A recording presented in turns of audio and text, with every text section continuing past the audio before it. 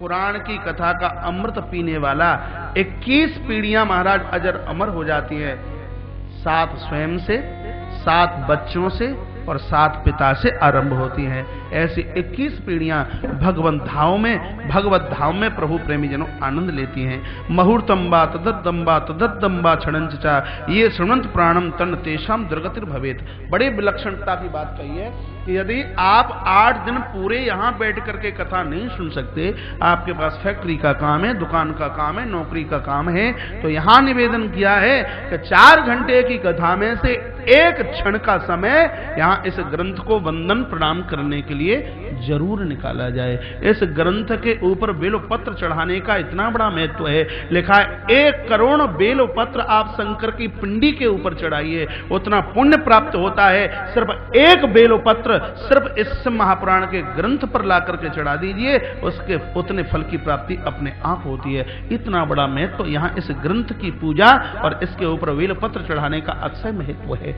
मैं प्राय प्रवचन में बोला करता हूं से महापुराण की कथा में, जब जब आप कथा सुनने के लिए आए तो सबसे पहले धरती पर मस्तक रख करके इस ग्रंथ का पूजन, इसको वंदन कीजिए। और जैसे आप भागवत की कथा में तुलसी लेकर के आते हैं और कोई प्रसाद भी लेकर के आते हैं, शिव महापुराण की कथा या नहीं कहीं भी आप सुनने के लिए जाते हैं तो हाथ में बेलपत्र जरूर लेकर के जाइए। बेलपत्र हाथ में लेकर के जाइए और उसको जाकर के चढ़ाइए।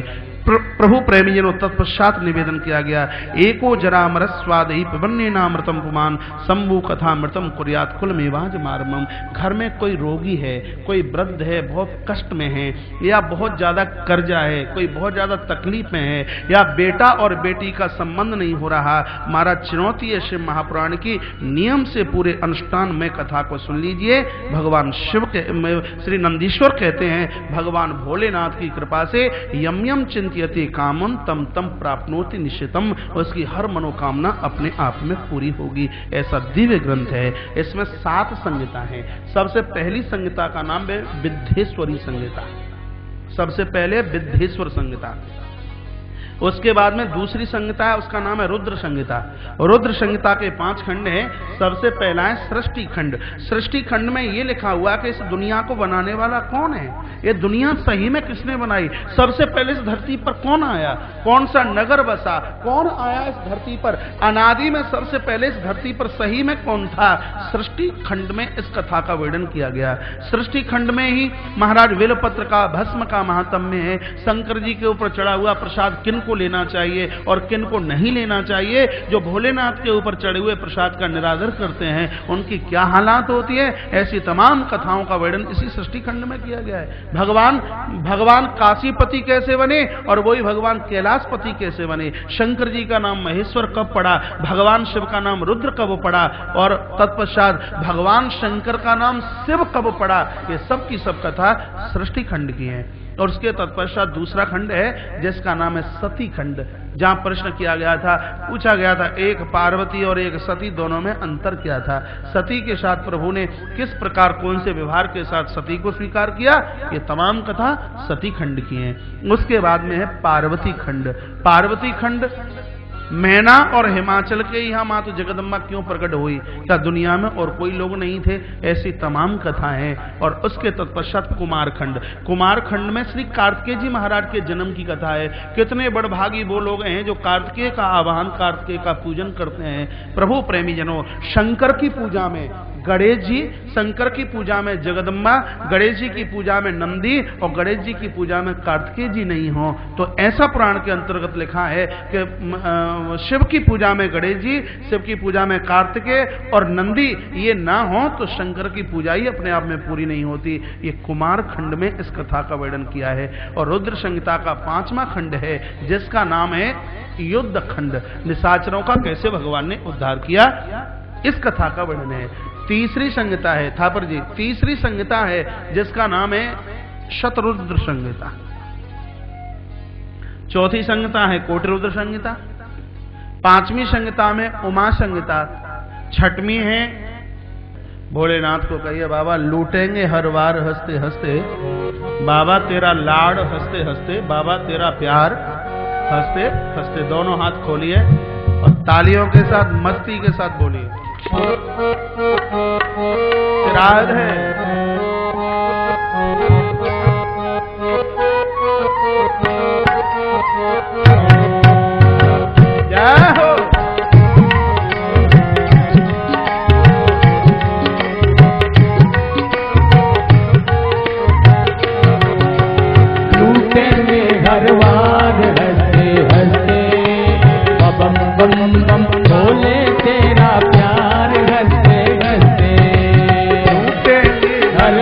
प्यार हंसते हंसते, बम बम बम भोले तेरा प्यार हंसते हंसते।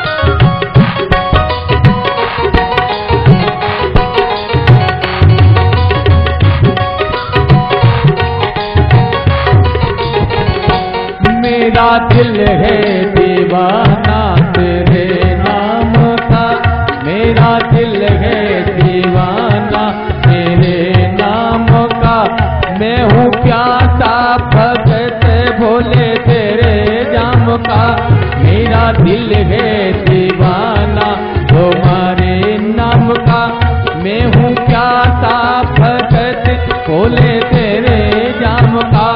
सुन लो दुखियों की पुकार होके आया मेला जान, सुन लो दुखियों की पुकार होके आया मेला जान, आया तेरे द्वार हंसते हंसते, बम बम बम भोले तेरा प्यार हंसते हंसते,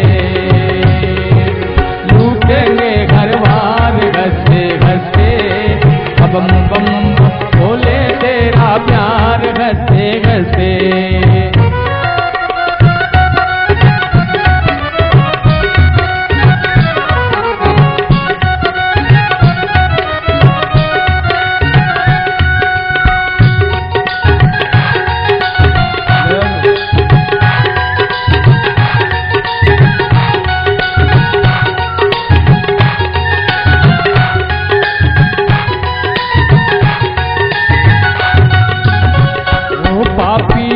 के लिए कितना भोला गे तू, पापियों के लिए कितना भोला गे तू, अपने भक्तों की मन का एक मोला है तू, पापियों के लिए कितना भोला गे तू, अपने भक्तों की मन का एक मोला है तू, सभी देवों के सरदार जग के पालनहार, सभी देवों के सरदार जग के पालनहार, कहता के संसार हंसते हंसते, बम बम बम भोले तेरा प्यार हंसते हंसते, टूटेंगे घरवार हंसते हंसते, बम बम भोले तेरा प्यार हंसते हंसते।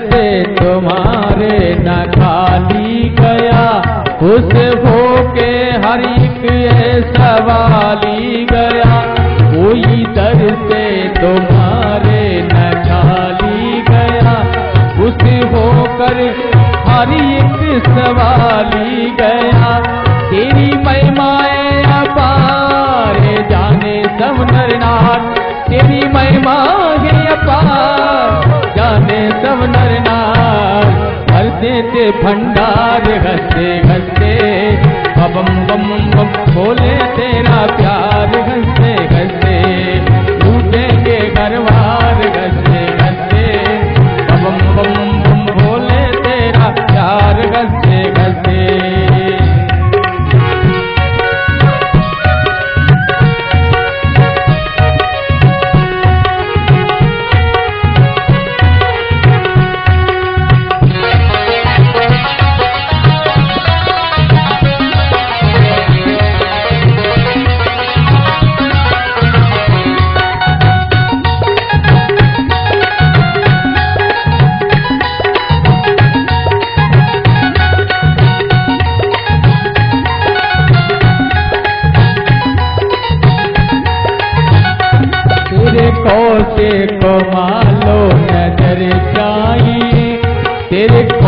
कौशिक को मालो नजर चाहिए, बस करम की ही एक तो भगत चाहिए।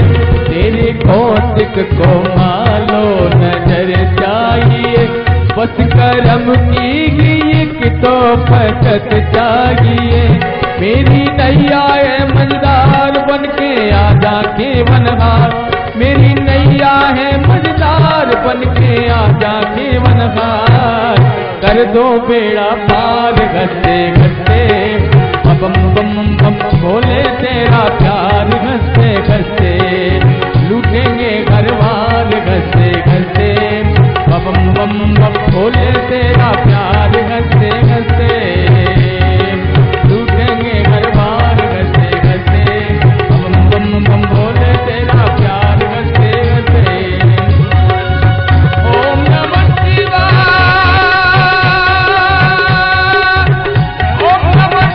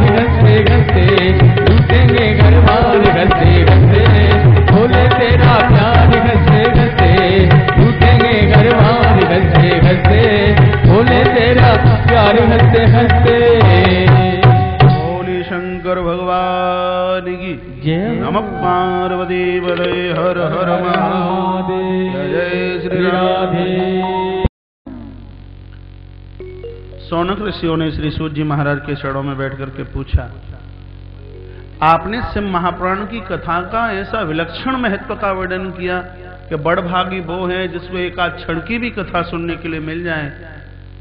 तो हम आपसे पूछना चाहते हैं, ऐसे कौन कौन से पाप हैं जो इस कथा के सुनने से नष्ट हो जाते हैं? सूत जी बोले कि प्रश्न करने की भी अकल होनी चाहिए, हर व्यक्ति को तो प्रश्न भी नहीं करना आता। तुमने कहा कि ऐसे कौन कौन से पाप हैं सो वो इस कथा से कट पाते हैं, लेकिन हम ये कहते हैं कि ऐसा कौन सा पाप है जो इस कथा के सुनने से नहीं कटता। दुनिया का ऐसा कोई अपराध नहीं इस चरित्र के द्वारा महाराज उसका समापन नहीं होता हो। पूछा, किसी अपराधी का तारण हुआ का? एक नहीं बहुत, कोई कथा सुनाइए। तो आशीत किरात नगरे ब्राह्मणो ज्ञान दुर्वला, एक किरात नगर नाम का गांव है। यहां एक ब्राह्मण रहता है, ढंग से सुनना ध्यान से। किरात नगर नाम का गांव, यहां एक ब्राह्मण रहता है जिसका नाम है देवराज। नाम बहुत बढ़िया है लेकिन काम बड़े खोटे हैं। हर व्यक्ति को यह सोचना चाहिए कि मैं जिस जगह पर बैठा हूं मेरी वजह से उस स्थान का, उस प्रतिष्ठा और उस पद की गरिमा को हम समाप्त नहीं कर रहे। उस पद और प्रतिष्ठा को हमारी वजह से कहीं नीचा तो नहीं देखना पड़ रहा। यति हो, शती हो, अधिकारी हो, कोई भी हो, उद्योगपति हो, व्यक्ति जहां बैठा है उस जगह की आयमा उसको रखनी चाहिए। अरे इस पद से मेरी वैल्यू है तो मुझसे भी तो इस पद की वैल्यू होनी चाहिए। नाम कैसा है? देवराज। देवराज का अर्थ होता है देव माने स्वामी, राज माने राज करने वाला। जो भगवान के ऊपर भी राज करे महाराज उसका नाम है देवराज। देवः यस्याः राज्यम, देवों के ऊपर राज्य करे देवराज। लेकिन काम इसका कितना खोटा है। संध्या स्नान प्रविष्टो वैश्य वृत्ति परायण, कभी स्नान नहीं करता, कभी संध्या नहीं करता। संतों के लिए तो ये कहा, महात्माओं के, महापुरुषों के लिए ये कहा कि तीनों कालों में क्या 4 बार उनको संध्या करनी चाहिए, प्रभात, दोपहर, संध्या, और आधी रात्रि को भी बिस्तर छोड़ करके वो भगवान का भजन करे। साधु का कल्याण तब है। यहां से महापुराण में मुझे एक बात बहुत बढ़िया लगती है। देखिए, यदि आप भूखे होंगे, आप परेशान होंगे, आप तकलीफ में होंगे, तो मैं आरती करा दूंगा, कोई दिक्कत नहीं है। जितनी देर तक आप बैठेंगे बिल्कुल शालीनता के साथ में, श्रोताओं को आप देखेंगे नहीं, आप ध्यान मेरी तरफ कीजिए। जब कोई श्रोता आते हैं तो माताएं मुटुक मुटुक करके जरा बहुत ज्यादा जल्दी देखती हैं। आपकी अड़ोसन पड़ोसन सहेली होगी, कोई नवेली होगी, मुझे लगता है लुधियाना से छोड़ करके कोई बाहर से तो आए नहीं है। आप सुनिए, आपकी एकाग्रचित्ता में ही तो मेरा आनंद है। और इस पीठ से मैं बोले देता हूं, यदि कथा में मुझे आनंद नहीं आया तो इस कथा में आपको आनंद नहीं आएगा। मुझे आनंद देने के लिए आपकी एकाग्रचित्ता चाहिए। ये 5 मिनट के प्रवचन में मैं क्या बोल गया हूं आपको नहीं पता है, नहीं पता है, आपका ध्यान नहीं था इधर, इसलिए नहीं पता। आइए, मैं निवेदन कर रहा था, देवराज नाम इतना बढ़िया है और काम इसके इतने खोटे हैं, कभी संध्या नहीं करता। बढ़िया बात मैं ये बोल रहा था, श्री महापुराण में लिखी है, दिन रात्रि को मिलाकर के घंटे होते हैं 24। जो लोग ऐसा कहते हैं कि मेरे पास में समय नहीं है, कभी कभी तो लोग ये भी कह देते हैं हमारे पास तो मरने के लिए भी समय नहीं है। सुना है आपने? बहुत लोग बोल देते हैं हम तो इतने व्यस्त हैं कि हमारे पास तो मरने के लिए भी समय नहीं है। जब यम के दूत लेने के लिए आ जाएंगे तो वहां एक बहाना नहीं चलेगा, जरा थोड़ा बेटे की सगाई करके फिर 3 दिन के बाद आ जाना, थोड़ी सगाई करनी है। एक बहाना नहीं चलेगा, मरने का समय आएगा तो मरना ही पड़ेगा। हाँ, हर काम के लिए हमारे पास में समय है, लेकिन भगवद आराधना के लिए, प्रभु के नाम के लिए हमारे पास समय नहीं है।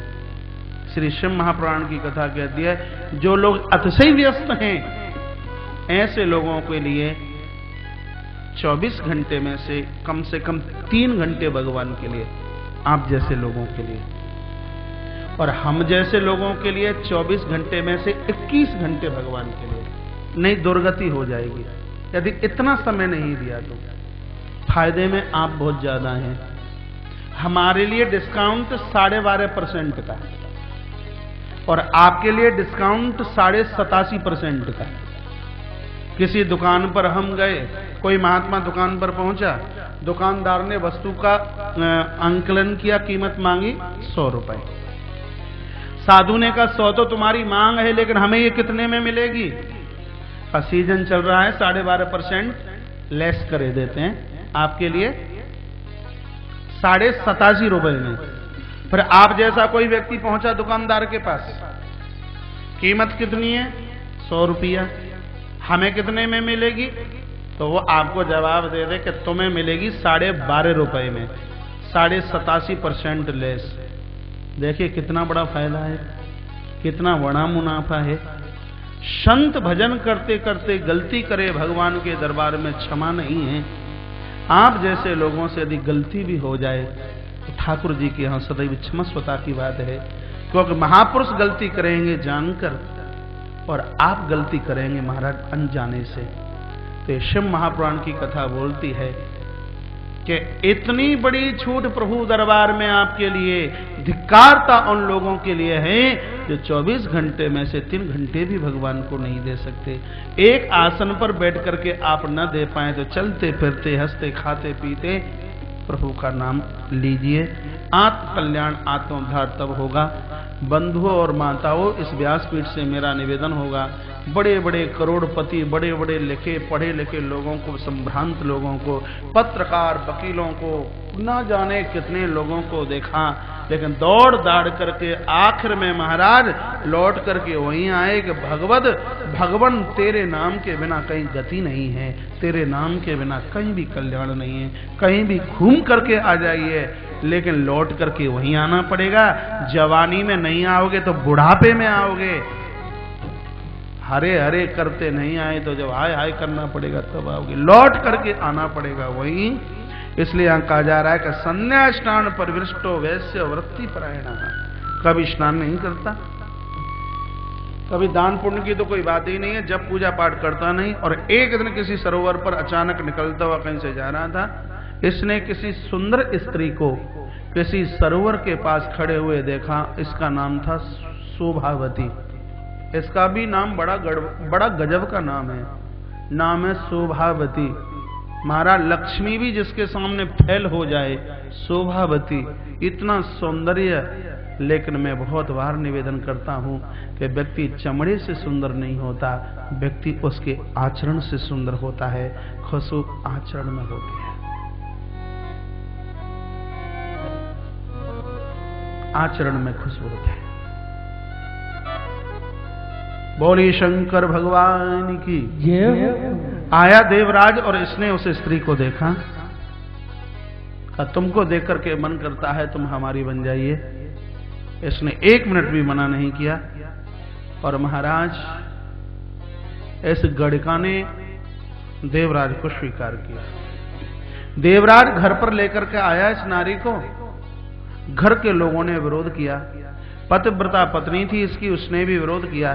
तो यहां शिव महापुराण में लिखा है कि इस धूर्त ने एक दिन सोते हुए माता पिता के टुकड़े टुकड़े कर दिए, तलवार उठाकर मार डाला। पापी अपराधी कामी भिखारी क्या नहीं कर सकता, उसके लिए कोई बहुत बड़ी बात नहीं है। पति ने पत्नी को मार मार करके पीट पीट करके घर से बाहर निकाल दिया। शिव महापुराण का एक वाक्य मुझे इतना प्यारा लगता है, जो अपनी देवियों को छोड़ करके पर स्त्रियों के साथ में संबंध जोड़ते हैं, उसके कुटुंब और उसके खानदान में कोई पानी देने वाला नहीं रहता।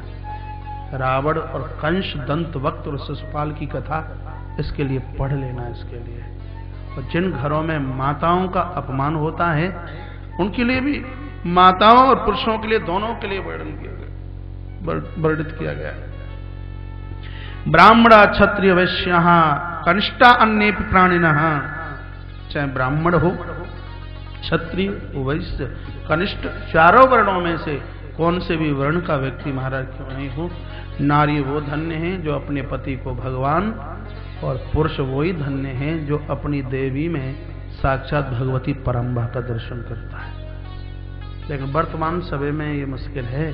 कोई कहेगा कि पत्नी दुर्गा कैसे हो जाएगी? अरे पत्नी दुर्गा हो नहीं जाएगी, दुर्गा हुई है। क्या आपने परमंश की कथा नहीं पढ़ी है? माँ के कई रूप हैं। जब पति को भोजन कराती है तो ऐसा लगता है कि माँ भोजन करा रही है। और जब पति के ऊपर कोई दिक्कत, कोई परेशानी आती है, बिजनेस चलता नहीं, दुकान बंद हो गई है और कर्जदार लोग पीछा कर रहे हैं, उस समय देवी रो पड़ती है और पति को समझाती है।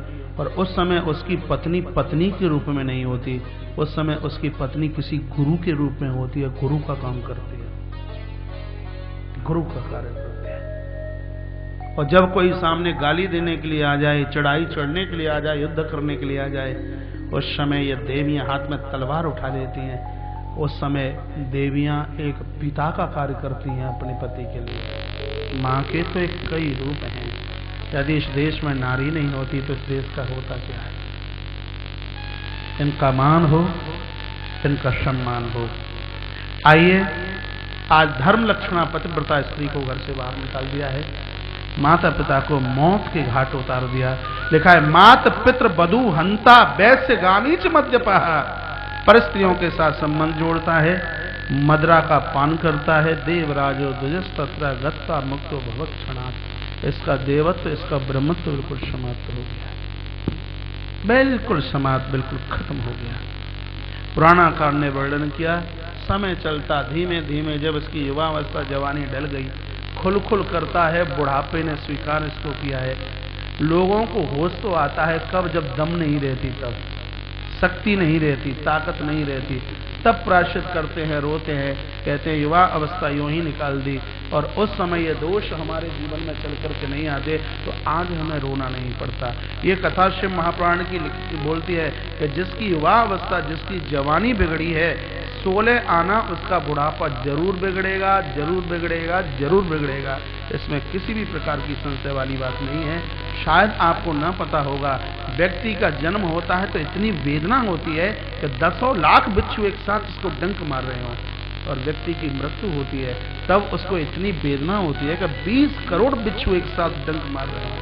आप दुकान चलाइए, आप यश कमाइए, आप मान कमाइए, आप फैक्ट्रियां चलाइए, ये सब कुछ करते करते, लेकिन प्यारे मेरे प्रभु को मत बोलिए। अंत में यदि कोई काम आएगा तो भगवान आएगा। ये हमारे चरित्र सूर्य के जीवन में कोई आया तो भगवान गोविंद थे, मीरा के जीवन में चलकर के आया तो कोई भगवान थे। क्या आपने द्रौपदी की कथा नहीं पढ़ी? ये कथा काय के लिए है? ये कथाएं मेरे और आपके लिए इशारा करती हैं। जब भरे दरबार में द्रौपदी का वशन खींचा जा रहा है, भरे दरबार में जब द्रौपदी की साड़ी खींचती है, तो द्रौपदी ने किसको नहीं पुकारा? द्रौपदी को क्या नहीं लगा कि गांडीवधारी अर्जुन जिसके पास में है और उसकी नारी का अपमान, जिसके पास में हो महाराज भीम की गदा, जिसके पास में हो युधिष्ठिर का भाला और नकुल और सहदेव की तलवार हो महाराज जिसके पास में, और लेकिन द्रौपदी की लज्जा को बचाने में ये भी निजी लोग सहायक नहीं हो पाए। यदि कहीं कोई प्रकट हुए तो भगवान गोविंद, भगवान श्री कृष्ण। बंधुओं और माताओं, निवेदन करना चाहूंगा इस व्यासपीठ से शिव महापुराण की कथा के माध्यम से, आप जो कर रहे हैं वो आप कर्तव्य कर रहे हैं। आप दुकान चला रहे हैं, पैसा चला रहे हैं, पैसा कमा रहे हैं, बच्चों को पाल रहे हैं आप, ये आपका कर्तव्य है। लेकिन कर्तव्य सात्विक तब है जब वो कर्तव्य धर्म के साथ में जुड़ा हुआ हो, और यदि कर्तव्य धर्म से अलग है तो वो कर्तव्य हमारा अकर्तव्य में मिल जाए। उस कर्तव्य को हम धर्म के साथ में हम जोड़ें। ये कथा इस बात के लिए हमें और आपको निवेदन करती है। आज इसकी जवानी बिगड़ी, इसकी आप सुन रहे हैं तो बताइए, देवराज की। बुढ़ापे ने, वृद्ध अवस्था ने घेर लिया, रोगों ने घेर लिया। एक दिन की बात, कुछ लोग जा रहे थे प्रयाग इलाहाबाद के लिए, और उनके साथ में ये भी व्यक्ति चला गया।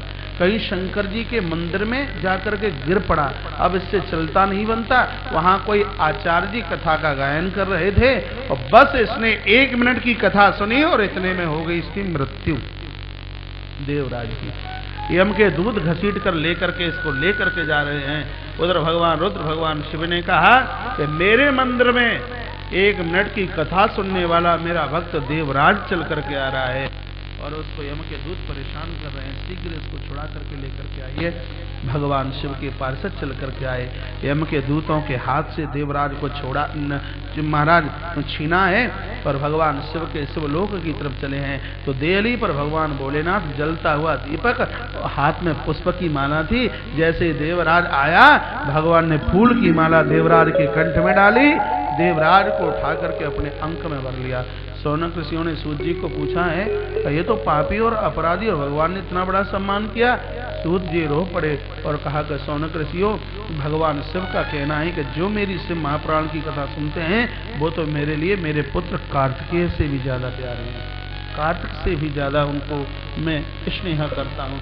ऐसे भगवान भोलेनाथ, ऐसे अपराधी और ऐसे पापी का तारण करने वाले भगवान शिव। आइए एक क्षण के लिए गोस्वामी तुलसीदास जी की आवाज के साथ भगवान शिव का आह्वान कीजिए, उनका स्मरण कीजिए। सुनिए, इतनी प्यारी चौपाई है।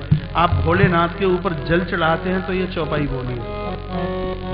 आपसे कोई मंत्र नहीं आता। आप शंकर जी का अभिषेक करते हैं तो ये चौपाई आप बोलिए। शिव मंदिर में आप जाते हैं तो ये चौपाई बोलिए। एक बहुत बड़ी विद्वता का काम करे। रामायण का सटीक ये मंत्र नहीं, ये महामंत्र है। भगवान भोलेनाथ को वंदन प्रणाम करते हुए परिसर में जितने बैठे हैं, रामायण की चौपाई को याद कीजिए। जब जब सामने से इस परिसर में आप प्रवेश करें तो आपकी जिह्वा के ऊपर रामायण की चौपाई होनी चाहिए। इसके ऊपर कई, इस चौपाई के ऊपर कई श्लोक इस महापुराण में लिखे हुए हैं, और ये चौपाई गुनगुनाते हुए आप अंदर प्रवेश कीजिए। बड़े से बड़े कष्टों की निवृत्ति हो जाती है जब लोग जिह्वा से इस आवाज का उच्चारण करते हैं। बोलिए मेरे साथ, हाथ खोलिए।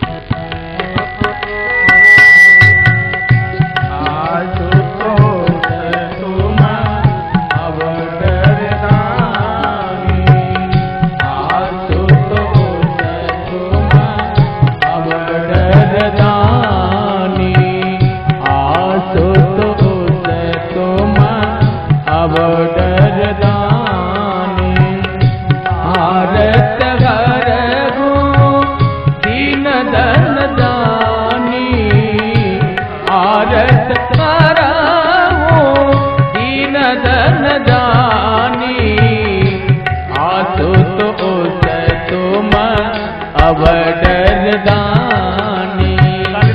कल से ये स्क्रीन आगे लगाना, क्या सुंदर तस्वीर भगवान भोलेनाथ की, इधर लगाओगे आगे, ठीक है।